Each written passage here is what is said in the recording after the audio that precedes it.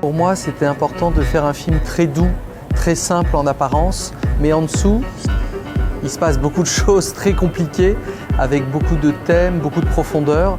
Et en fait, j'avais envie que le début du film soit au rythme de mes héroïnes, qui sont des femmes âgées de 70-80 ans, et partir un peu de l'image d'Épinal qu'on a de la vieillesse et des grands-mères, qui sont forcément des mamies gâteaux à qui on donne le bon Dieu sans confession.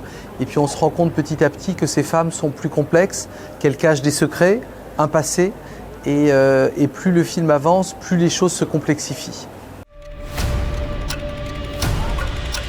Alors, la première idée, c'est Après mon crime, qui était un film théâtral, qui était dans des studios, qui était adapté d'une pièce de théâtre. J'avais envie de revenir à la nature, filmer la nature. Et donc, je voulais tourner en Bourgogne, qui est une région en France que j'aime beaucoup, où j'ai passé beaucoup de temps dans mon enfance. Et j'ai repensé à un souvenir de mon enfance, où j'avais une tante qui avait organisé un repas de famille et elle avait ramassé des champignons. Et toute la famille a mangé des champignons. Ils se sont tous retrouvés à l'hôpital très malades, sauf elle, parce qu'elle n'en avait pas mangé. Et tout le monde s'est demandé, est-ce qu'elle n'a pas essayé de tuer toute la famille ? Et moi qui étais enfant, je n'étais pas invité à ce dîner, mais j'adorais cette histoire que ma tante ait réalisé presque ce que je souhaitais inconsciemment, c'est-à-dire me débarrasser de toute ma famille. Pour moi, c'était important de tourner à l'automne. Le film s'appelle « Quand vient l'automne ». L'automne, c'est l'automne de leur vie. C'est une expression très française. Ce sont des femmes qui sont à la retraite. L'hiver approche, la mort approche. Et c'est une très belle saison à filmer. Les couleurs, les feuilles qui tombent. Et surtout en Bourgogne où il y a beaucoup de forêts. Donc c'était un vrai plaisir de filmer cette nature et cette beauté. Parce que sous la beauté, il y a des choses compliquées. Et puis l'automne surtout, c'est la période magique où les champignons poussent. Et les champignons, c'est à la fois très bon et c'est aussi très dangereux. On passe dans les bois, comme souvent dans les contes, il y a le petit poucet, le petit chaperon rouge, ils vont tous dans les bois. Et là aussi, on est dans les bois. Mais pour moi, à la fin, il y a quelque chose comme le cycle de la vie. Les choses se referment et Michel devient presque un champignon elle-même. C'est aussi la passion. Ma grand-mère lisait que des Agatha Christie, que des Ex Braia, que des Ruth Rundle. Moi, j'aime bien l'image de ces écrivains anglaises. J'avais fait Swimming Pool là-dessus. Ces écrivains anglaises qui ont l'air de lady, qui ont l'air nobles et tout, qui écrivent des livres avec des crimes horribles et des histoires atroces. J'aime bien ce contraste. Donc Michel, elle est un peu comme ça.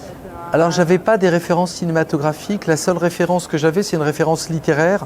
Georges Simenon, qui est un écrivain très connu en France, qui était belge et qui a écrit beaucoup de romans sur la province où il montre des petites villes qui ont l'air très douces, très paisibles en apparence. Mais si on ouvre les volets, derrière les rideaux, il se passe plein de choses très, très sombres. Mais souvent, les femmes, quand elles sont criminelles, ce sont des empoisonneuses. Les hommes, ils tuent avec des couteaux, avec des revolvers. Les femmes, quand elles tuent en général, c'est avec du poison, avec la nourriture. C'est normal parce que c'est elles qui transmettent la vie par le sein, par la nourriture. Donc souvent, elles empoisonnent. Il y a beaucoup d'empoisonneuses dans les femmes criminelles. Attention. Moi, ce qui me plaisait, c'était de montrer des femmes de plus de 70-80 ans en rôle principal. Parce que je trouve que les femmes sont très invisibilisées dans le cinéma, surtout les femmes âgées. Elles n'ont pas de rôle. Souvent, c'est des rôles secondaires, des rôles périphériques qui ne sont pas importants. Et là, je voulais les mettre au centre de l'histoire parce que pour moi, c'est presque un geste politique. Les femmes ont une pression de la société, d'être jeune, d'être belle, de faire la chirurgie esthétique. Toutes les actrices transforment leur visage pour faire une carrière de plus en plus longue.